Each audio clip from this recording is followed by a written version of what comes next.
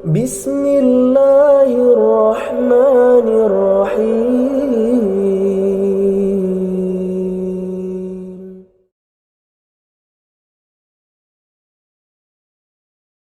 Bismillahirrahmanirrahim. Assalamualaikum warahmatullahi wabarakatuh.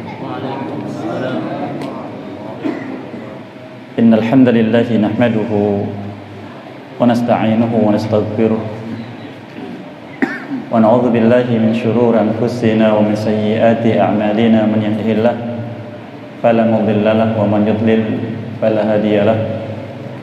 Wa asyhadu an la ilaha illallah wahdahu la syarika lahu wa asyhadu anna Muhammadan 'abduhu wa rasuluh sallallahu alaihi wa ala alihi wa ashabihi wa man tabi'ahum bi ihsanin ila yaumiddin wa sallama tasliman katsira.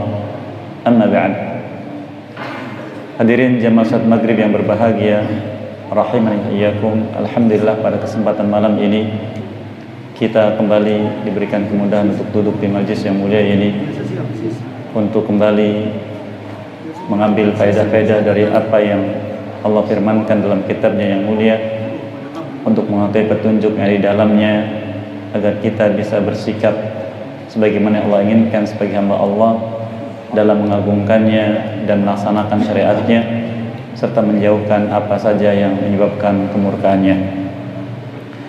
Kita masih bersama surat Al-Baqarah, dan di majlis yang lalu kita sudah mengambil faedah sampai pada ayat yang ke-28, dan pada malam ini insyaallah kita akan lanjutkan di ayat yang ke-29 yang sudah dibacakan di pertemuan kita yang terakhir.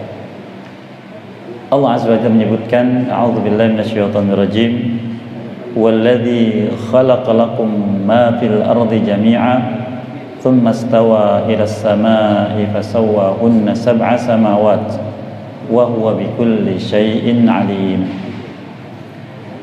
Dialah Allah Subhanahu wa taala, zat yang telah menciptakan segala sesuatu yang ada di muka bumi ini untuk kalian semua wahai manusia. Kemudian setelah itu dia naik ke atas, kemudian menciptakan langit sebanyak 7 lapis, dan dia terhadap segala sesuatu maha mengetahui. Setelah Allah Subhanahu wa ta'ala menjelaskan tentang apa yang Allah lakukan kepada manusia di ayat sebelumnya, yaitu dia yang menghidupkan, dia yang matikan kemudian menghidupkan, kemudian matikan kembali dan menghidupkan kembali. Dan ayat yang mulai ini sudah kita ambil faedahnya bahwa manusia diciptakan oleh Allah Subhanahu wa ta'ala melalui proses-proses kehidupan, dan kematian adalah perpindahan dari satu kehidupan ke kehidupan berikutnya, yang bukan berarti seseorang apabila dia mati kemudian dia tidak hidup lagi, karena kehidupan manusia setelah kematiannya adalah kehidupan untuk mendapatkan apa yang menjadi akibat dari perbuatan mereka ketika di dunia ini. Sehingga Allah bertanya pada manusia dengan pertanyaan yang disebut dengan istifham inkari, yaitu pengingkaran akan perbuatan mereka yang tidak yakin dengan hal tersebut. Kaifa takfuruna billah, bagaimana mungkin kalian ingkar kepada Allah? Kemudian setelah itu Allah menjelaskan tentang kekuasaannya,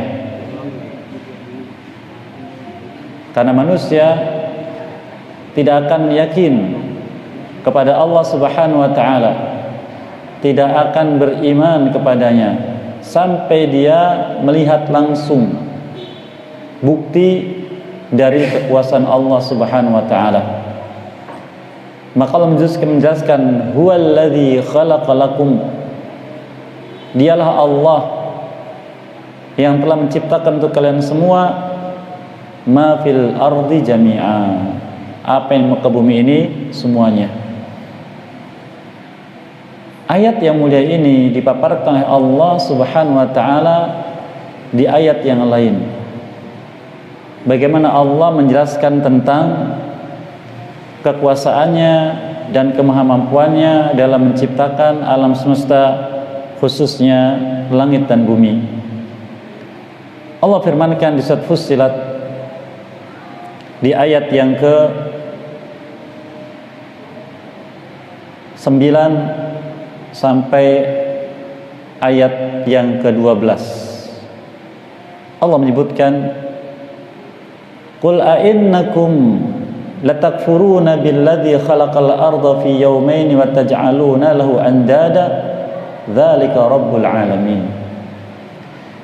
Katakan wahai Muhammad SAW pada manusia, apakah kalian berbuat kufur, ingkar, tidak mau beriman kepada zat yang telah menciptakan bumi ini selama 2 hari, dan kalian menjadikan untuknya tandingan-tandingan yang diibadahi selain daripada Allah Subhanahu wa taala, padahal dia dzalika rabbul alamin, padahal dia adalah Rabbul Alamin. Rabbul Alamin, pencipta, pemilik dan pengatur alam semesta.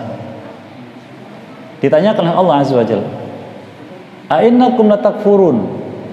Apakah kalian berani ingkar, berbuat kekufuran? Di surat Al-Baqarah kita dapatkan, "Kaifa takfurun?" Bagaimana kalian berbuat ingkar terhadap zat yang menciptakan kalian, menghidupkan kalian, mematikan kalian, dan menciptakan seluruh alam semesta untuk kalian. Ayat semacam ini hendaknya memberikan nilai tersendiri dalam jiwa kita, bahwa memang manusia seperti itu dan hendaknya tidak seperti itu. Tidaklah pantas, tidaklah beradab seorang makhluk berbuat kekufuran kepada Allah, padahal dia yang menciptakan manusia. Dia juga yang memberikan seluruh kebutuhan manusia, dan manusia akan kembali kepadanya. Kemudian Allah Subhanahu wa taala merinci proses penciptaan bumi, dan ini pun akan kita ambil faedahnya insyaallah, penjelasan batilnya teori-teori penciptaan alam semesta yang dilontarkan oleh orang-orang yang ingkar kepada Allah dan mengajak manusia untuk menjadi orang-orang ateis, tidak percaya kepada Allah Azza wa Jalla yang menciptakan alam semesta. Insyaallah Allah katakan, billadzi khalaqal arda fi yaumain, terhadap zat yang telah menciptakan bumi ini selama 2 hari. Sedangkan kalian menjadikan untuknya tandingan-tandingan yang diibadahi selain daripadanya, padahal dia pencipta, pemilik, dan pengatur alam semesta. Mungkin timbul di benak kita, Ustadz, di ayat yang lain Allah menyebutkan, innama amruhu idza arada syai'an an yaqula kun fayakun. Bukankah Allah apabila dia ingin sesuatu terhadap satu perkara tinggal katakan kun, maka langsung akan terjadi. Allah sendiri yang menjelaskan. Seakan-akan 2 ayat ini bertolak belakang, bertentangan, berbenturan. Apabila kita mendapati ayat-ayat semacam itu, maka kita harus punya sikap. Yang pertama, beriman dengan itu semua, karena yang berfirman zat yang satu, yaitu Allah Azza wa Jalla. Dan firman Allah Azza wa Jalla tidak mungkin berbenturan yang satu dengan yang lain, tidak mungkin. Oleh karenanya Allah menyebutkan sikap itu di surat Ali Imran, di awal surat Ali Imran. Allah menyebutkan, warasikhuna fil ilmi yaquluna amanna bihi kullun min 'indi rabbina. Adapun orang yang dalam ilmunya, khususnya terkait dengan zat Allah, dengan sifat-sifatnya, paham betul, maka mereka yakin bahwa semua itu datang dari Allah Subhanahu wa taala. Sumbernya dari Allah Subhanahu wa taala. Maka mereka mengatakan, aman Nabi, kami beriman semuanya, pasti benar. Baik kami faham atau tidak kami faham, sesuai dengan keinginan kami atau tidak sesuai dengan keinginan kami, kami beriman, pasti benar. Karena semua datang dari Rabb kami, Allah Subhanahu wa ta'ala. Ini metode ulama kita terdahulu, yang pertama. Kemudian yang kedua, mereka berhusnudzon kepada Allah. Husnudzon kepada Allah, di mana Allah Azza wa Jalla berfirman dalam hadis qudsi, ana 'inda dhanni 'abdi bi. Aku tergantung prasangka hambaku kepadaku. Maka ketika seorang hamba berhusnudzon kepada Allah, Allah akan berikan petunjuk. Yaitu tidak mungkin Allah berfirman dalam kitabnya sesuatu yang bertolak belakang dan bertentangan. Kalaupun kita ketika membaca dan belum memahami, berarti akal kita belum sampai kepada maksud dari ayat-ayat tersebut. Kita butuh belajar. Karena untuk memahami ayat-ayat Allah yang seakan-akan untuk kita bertolak belakang, itu ada ilmu tersendiri untuk memahaminya. Maka menjadikan kita sadar, kalaupun saya paham bahasa Arab, kalaupun saya sudah belajar ilmu tafsir, kalaupun saya dari sisi begini, mesti ilmu itu belum semuanya kita miliki. Karena fauqa dzu ilmin alim. Di atas orang berilmu masih ada yang lebih berilmu lagi. Oleh karenanya, sebagian ulama kita mengatakan, i'ti lil ilmi kullaka ya'tika ba'dahu. Berikan dirimu dalam hidup ini untuk ilmu semuanya. Ilmu akan datang padamu hanya sebagian kecil. Itu seperti jari kita dicelupkan di laut, lalu kita angkat, jari kita basah, kira-kira air laut berkurang atau tidak? Tidak berkurang. Itulah ilmu Allah. Kita merasa tahu, kita merasa pandai, padahal belum seberapa. Oleh karena Al-Imam Sa'id bin Jubair rahimahullah mengatakan, man tarakat ta'allum wa huwa dhannun qad istaghna asfa'u jahilin ma yakun. Barang siapa meninggalkan belajar dalam hidupnya dan menyangka saya sudah cukup ilmunya, maka saat itu dia menjadi orang yang paling bodoh di muka bumi.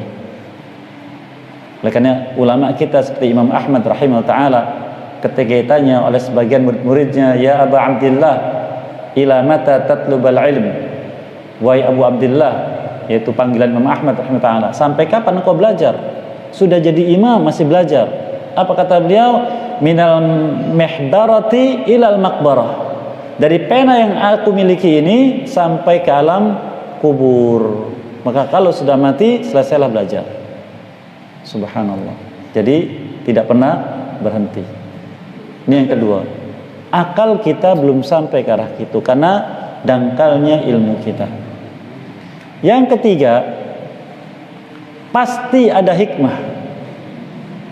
Ada kebaikan yang Allah inginkan. Ada maksud yang Allah inginkan. Di ayat yang lain Allah mengatakan demikian, di ayat yang itu mengatakan lain. Ini yang ketiga. Dan yang mendapati hikmah hanya orang-orang pilihan Allah. Di akhir-akhir surat Al-Baqarah Allah menyebutkan, yu'til hikmata man yasha wa man yu'tal hikmata faqad utiya khairan katsira. Allah memberikan hikmah kepada siapapun yang Allah kehendaki. Dan barang siapa diberi hikmah, maka dia diberikan kebaikan yang sangat banyak. Dan hikmah itu ada pada apa yang diajarkan oleh Nabi sallallahu alaihi wasallam. Maka apabila kita memahami ayat Quran bukan dengan apa yang diajarkan oleh Nabi SAW, tidak akan sampai pada hikmah. Maknanya sampai pada mafsadat, sampai pada keburukan dan penyimpangan. Maka kita jumpai ayat yang banyak. Insya Allah surat Al-Baqarah juga dijumpai ketika Nabi Ibrahim AS berdoa kepada Allah. Dan di ayat yang lain, di antara firmankan di surat Al-Jum'ah, "Walladzi ba'atsa fil ummiyina rasulan minhum yatlu 'alaihim ayatihi wa yuzakkihim wa yu'allimuhumul kitaba wal hikmah wa in kanu min qablu lafi dhalalin mubin." Dialah Allah yang telah mengutus kepada bangsa ummi. Bangsa ummi itu bangsa Arab. Seorang rasul dari mereka sendiri yang membacakan ayat-ayatnya pada mereka, mensucikan hati mereka dari dosa-dosa, dan mengajarkan kitab dan hikmah. Allah tidak katakan mengajarkan kitab dan sunnah, mengajarkan kitab dan hadis. Tidak, mengajarkan kitab dan hikmah. Dan ulama sepakat hikmah yaitu apa yang dibawa oleh Nabi Sallallahu Alaihi Wasallam. Maka kitab Allah akan menjadi kebaikan bila difahami dengan apa yang diajarkan oleh Nabi Sallallahu Alaihi Wasallam, bukan dengan akal kita murni, bukan dengan hawa nafsu. Maka mesti ada hikmah. Dan yang keempat, kita harus yakin bahwa Allah berfirman di satu ayat secara umum, di ayat yang lain rinci. Maka secara umum Allah mengatakan tentang apa yang Dia inginkan, tinggal katakan kun fayakun. Tapi dalam penciptaan langit dan bumi Allah paparkan waktunya. Dan di antara hikmahnya adalah ini untuk menegaskan apa yang sudah Allah paparkan pada kaum terdahulu dari Bani Israel, khususnya orang-orang Yahudi, karena mereka juga ternyata sama meyakini proses penciptaan alam semesta seperti itu, namun kemudian mereka suudzon kepada Allah. Persis apa yang Allah ajarkan pada Nabi terdahulu seperti ini. Allah ciptakan bumi 2 hari, isinya 2 hari, langit 2 hari. Dan Allah tidak sebutkan hari yang ke-7. Apa yang Allah perbuat? Allah sembunyikan. Kata sebenarnya tafsir, apabila Allah tidak menyebutkan sesuatu yang itu adalah sesuatu yang penting, ini sebagai ujian bagi hamba. Apakah beriman sepenuhnya atau kemudian ragu? Orang-orang Yahudi atau Bani Israel, mereka mengatakan Allah menciptakan langit dan bumi selama 6 hari, kemudian merasa penat dan istirahat di hari yang ke-7. Maka Allah membantahnya di surat Qaf, wa ma massana min lughub, tidak akan tersentuh aku ini oleh rasa penat dan capek. Tidak. Ini bantahan. Dan Allah juga menjelaskan tentang keadaan orang-orang Yahudi tersebut di surat Az-Zumar, menunjukkan akan kemarahan Allah Subhanahu wa taala terhadap apa yang mereka ucapkan atau mereka yakini. Allah Azza wa Jalla firmankan di ayat yang ke-67 di surat Az-Zumar, wa ma qadarullaha haqqa qadrih, mereka tidak menempatkan Allah pada kedudukannya yang menjadi hak Allah Azza wa Jalla. Lalu Allah menjelaskan tentang kekuasaannya, wal ardu jami'an qabdatuhu yaumal qiyamah was samawat matwiyatun biyaminih. Bumi Allah genggam pada hari kiamat nanti, dan langit dilipat dengan tangan kanannya. Ini memberikan hikmah bahwa Allah zat yang sangat besar, sehingga seorang hamba ketika memikirkan alam semesta dan tidak bisa menjangkau pada kedudukan Allah Azza wa Jalla yang sebenarnya, maka melepaskan segala emosi dan hawa nafsu, kita katakan Allahu Akbar. Kebesaran Allah tidak bisa diperkirakan, hanya Allah saja yang tahu.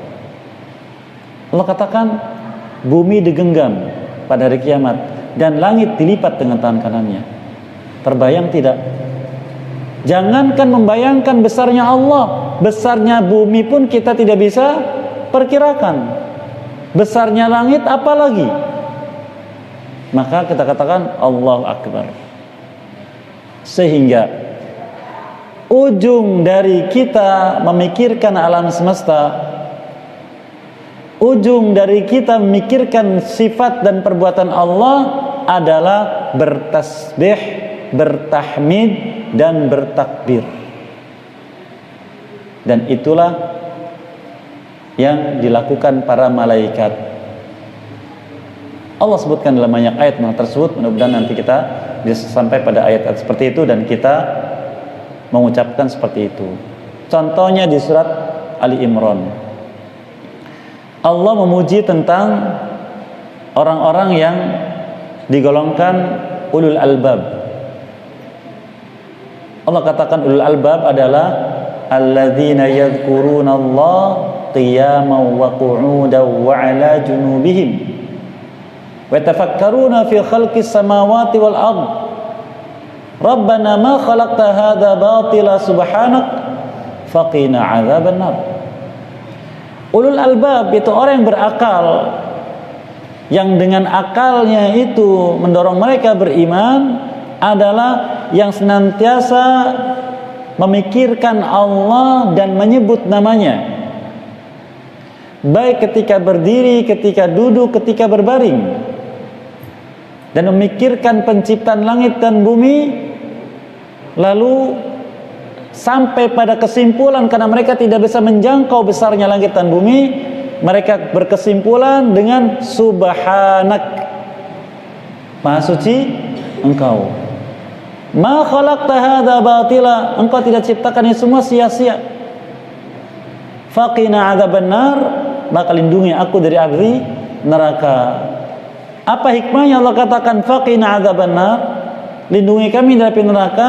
Sebab di antara hikmah Allah Azza wa Jalla, barang siapa tidak menempatkan Allah sesuai dengan apa yang dia tempatkan untuk dirinya sendiri, tidak bisa mensifati Allah sebagaimana yang dia sifati untuk dirinya sendiri, menyebabkan Allah murka.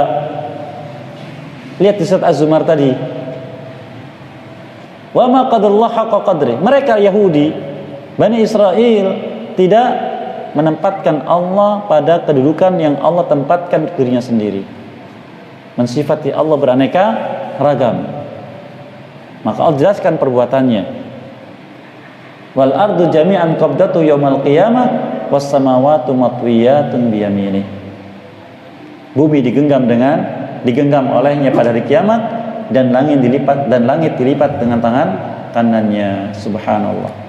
Jadi ketika kita memikirkan alam semesta, kemudian kita tidak bisa mendapatkan kesimpulan, kita memikirkan demikian tidak mendapatkan kesimpulan, ujungnya adalah bertasbih, bertahmid, dan bertakbir. Jadi subhanallah, zikir yang diajarkan Nabi kita SAW setelah salat itu bukan zikir kosong, bukan. Itu pengagungan kepada Allah Subhanahu wa taala. Bukti iman kita, bukti ketundukan kita, bukti pengagungan kita kepada Allah Subhanahu wa taala. Kita kembali ke surat Fussilat. Di ayat berikutnya menyebutkan wa ja'ala fiha rawasa min fawqiha wa baraka fiha wa qaddara fiha aqwataha fi arba'ati ayyamin sawa'an lis-sa'ilin.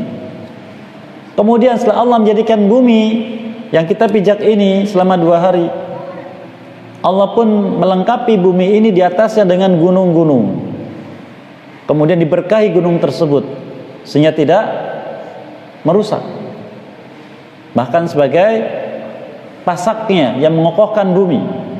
Kemudian Allah tetapkan di atas muka bumi ini akwat, tumbuh-tumbuhan untuk makanan manusia, makhluk yang hidup di atasnya. Semuanya Allah lakukan dalam 4 hari. Menciptakan buminya 2 hari dan kelengkapannya 2 hari, menjadi 4 hari. Allah katakan sawa al-lisailin, itu penjelasan untuk orang yang bertanya, yang mempertanyakan bumi ini bagaimana diciptakan. Setelah Allah menciptakan bumi dan seisinya, di surat Al-Baqarah tadi Allah memiliki secara umum, huwallazi khalaqalakum ma fil ardi jami'a. Jami'a diterangkan di sini, buminya dan kelengkapannya. Apa setelah itu? Tsummastawa ilas sama. Lalu naik ke sama. Sama belum wujud, yang kita lihat biru itu bukan. Belum berwujud. Karena as-sama dalam bahasa Arab adalah kulla syai'in fauqa syai'. Segala sesuatu yang di atas sesuatu, itu namanya sama.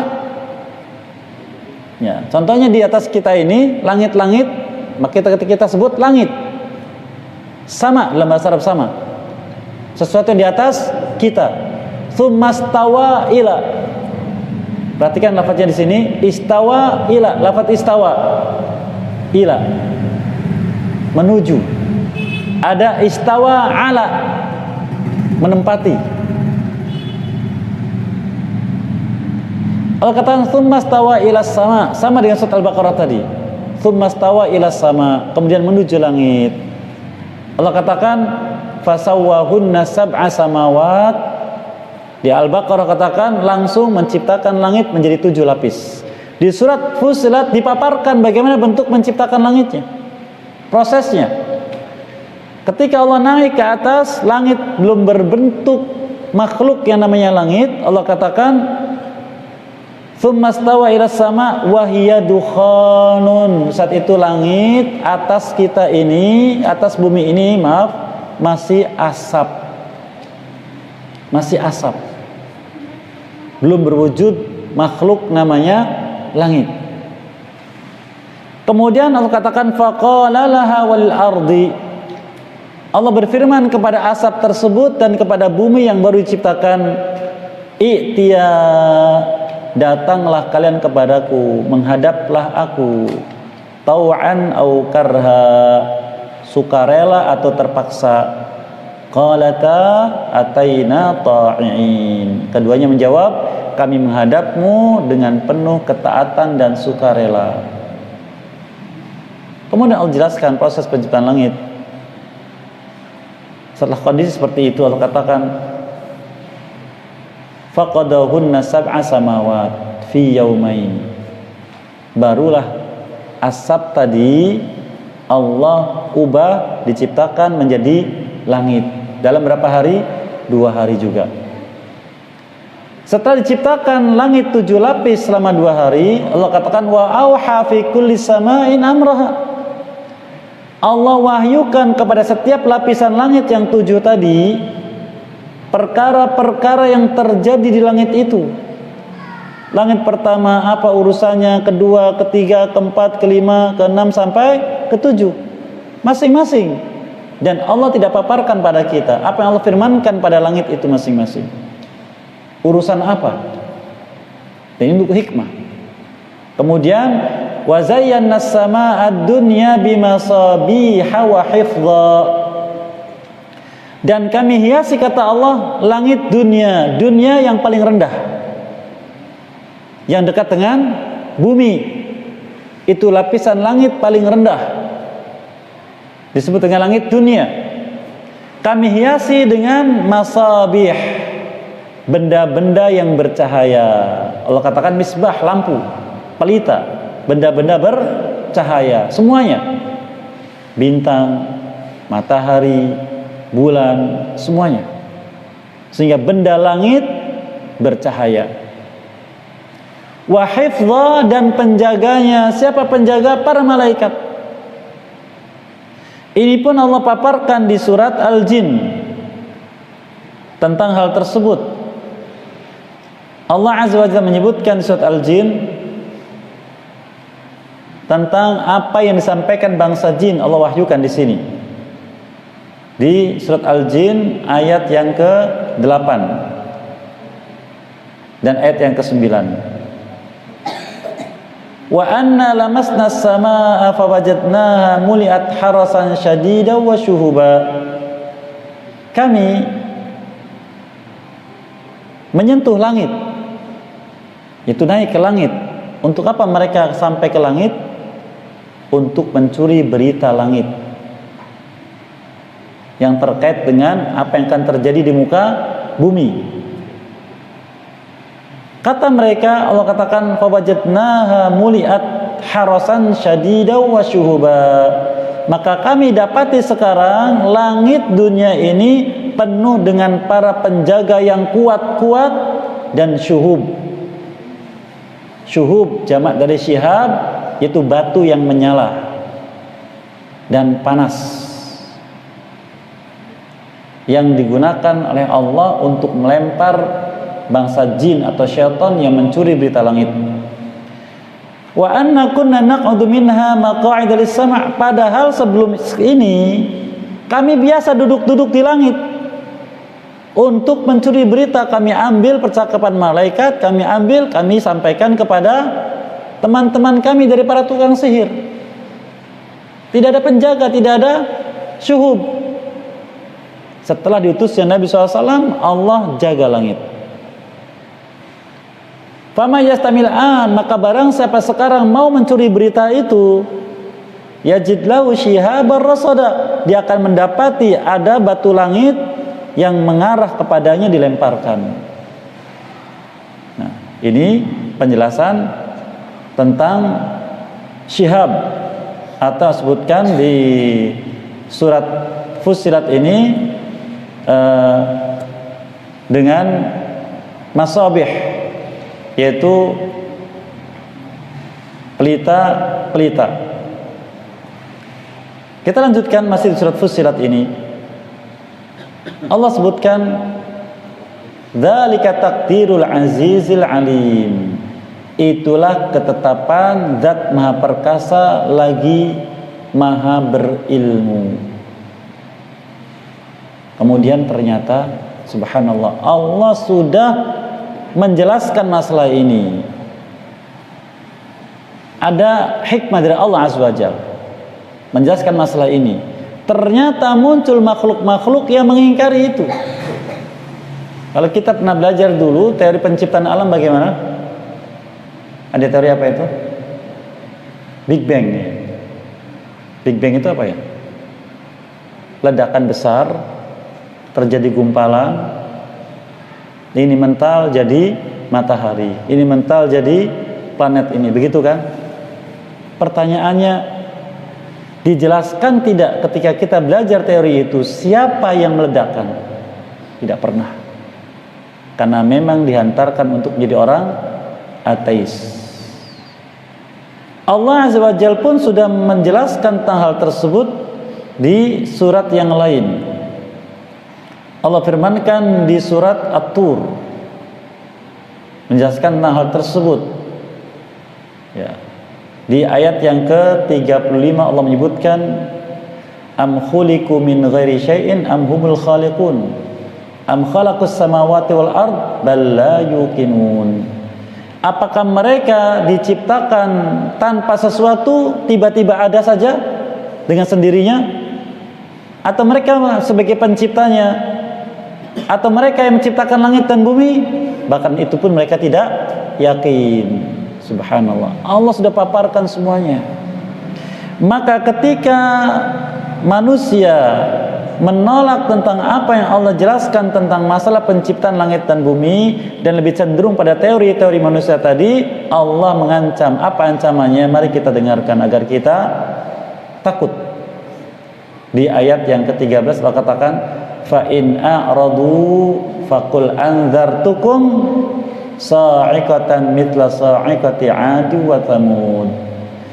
Jika mereka berpaling, tidak mau menerima, tidak mau beriman tentang penjelasan Allah tentang penciptaan langit dan bumi ini, maka katakan wahai Muhammad SAW pada mereka, aku peringatkan keras pada kalian, akan ditimpakan sa'iqah, kilatan cahaya dari langit disertai suara yang menggelegar, dan membinasakan siapapun yang dituju. Seperti yang pernah Allah kirimkan sa'iqah tersebut kepada kaum 'Ad dan kaum Tsamud. Bukan ancaman sepele. Dan hikmah Allah Azza wa Jalla, apabila Allah mengancam sesuatu dengan perkara yang berat, menunjukkan hal itu adalah sesuatu yang sangat dibenci oleh Allah,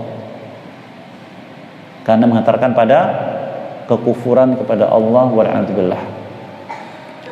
Ini penjelasan tentang proses penciptaan langit dan bumi. Kita kembali, Allah menyebutkan setelah menjelaskan tentang hal tersebut, tsumma stawa ilas sama, kemudian dia naik ke langit, dan langit saat itu belum wujud. Lapisan-lapisan yang kita lihat diantaranya yang berwarna biru tersebut. Lalu setelah itu Allah di mana? Allah tidak jelaskan di ayat tersebut untuk suatu hikmah. Tapi Allah jelaskan di ayat yang lain. Allah firmankan di surat Thaha, di antaranya Allah menyebutkan tentang di mananya Allah Subhanahu wa taala. Dan para ulama mengatakan pertanyaan tentang Allah di mana ini pertanyaan ujian. Pertanyaan ujian. Ada yang sesuai, maka itulah yang Allah ridhai. Ada yang tidak, maka itulah yang Allah benci. Allah firmankan di surat Thaha di ayat yang ke-5 dan ayat yang ke-6, Ar-Rahmanu 'alal 'arsy istawa lahu ma fis samawati wa ma fil ard wa ma bainahuma wa ma tahta thara. Ar-Rahman 'alal 'arsy, di atas arsy-nya, istawa. Istawa 'ala, yaitu menempati sesuatu di atas ars. Jadi ars ada di bawah Allah Azza wa Jalla.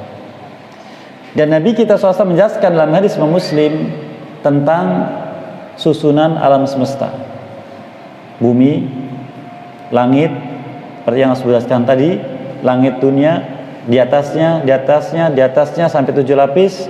Kemudian antara langit ke-7 dengan ars ada air, kemudian ada kursi. Kursi ada di bawah arsy, dan yang tertinggi adalah arsy-nya, dan Allah ada di atas arsy-nya. Asalnya katakan Ar-Rahman 'alal arsy istawa, keberadaan Allah ada di atas arsy, bukan Allah menempati arsy, tapi berada di atas arsy, di luar makhluknya. Dan ars makhluk terbesar, sampai Nabi kita membandingkan ars dengan langit dan bumi seperti uang logam dilemparkan di tanah lapang. Perbandingan besarnya langit dan bumi dengan ars. Ini barangkali faedah yang bisa kita ambil. Allah tutup ayatnya dengan wa huwa bikulli syai'in alim, dan ilmu tentang itu ada pada Allah Azza wa Jalla. Kita cukup beriman sebatas dari apa yang Allah jelaskan dan Nabi kita paparkan. Wallahu a'lam. Apa yang baik semua diberkahi dan diberkati untuk bisa mengamalkannya dan dijadikan istiqomah di atas iman di atasnya, dan apa yang keliru semua dimaafkan dan diampuni sekalian. Dan barangkali ingin disampaikan dipersilakan nanti setelah adzan isya. Wallahu a'lam. Baik, barakallahu fikum. Dipersilakan barangkali ada yang menyampaikan sesuatu. Tafadhal.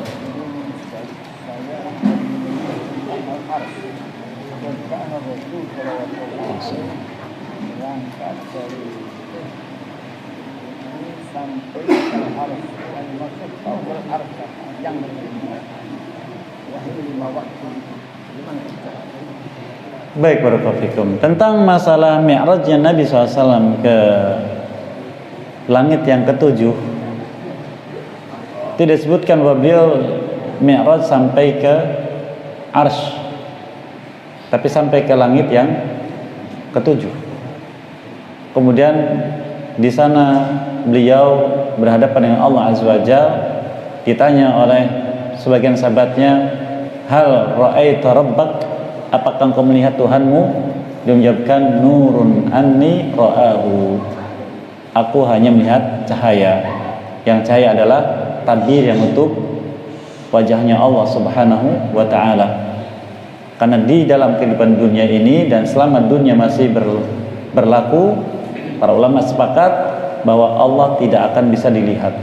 Seperti yang disebutkan dalam firman-Nya terhadap Nabi Musa, lan tarani, engkau tidak akan bisa melihatku selama kehidupan dunia masih berlangsung. Tetapi ketika kehidupan dunia sudah berakhir, terjadi hari kiamat, Allah menyebutkan di surat Al-Qiyamah tentang ahli surga, wujuhu yaumaidin nadhirah ila rabbiha nadhirah. Wajah mereka berseri-seri karena melihat kepada wajah Tuhan mereka. Wallahu a'lam bishawab. Iya, barakallahu.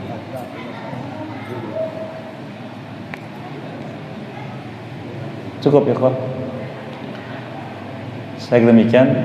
Sekali lagi mohon maaf atas kesalahan kekeliruan. Semoga maafkan semua dan mengampuni dosa kita sekalian, dan semoga kita dimudahkan untuk bisa istiqomah di atas iman, dan ketika berjumpa dengan Allah yang mudah-mudahan Allah maafkan kita sekalian.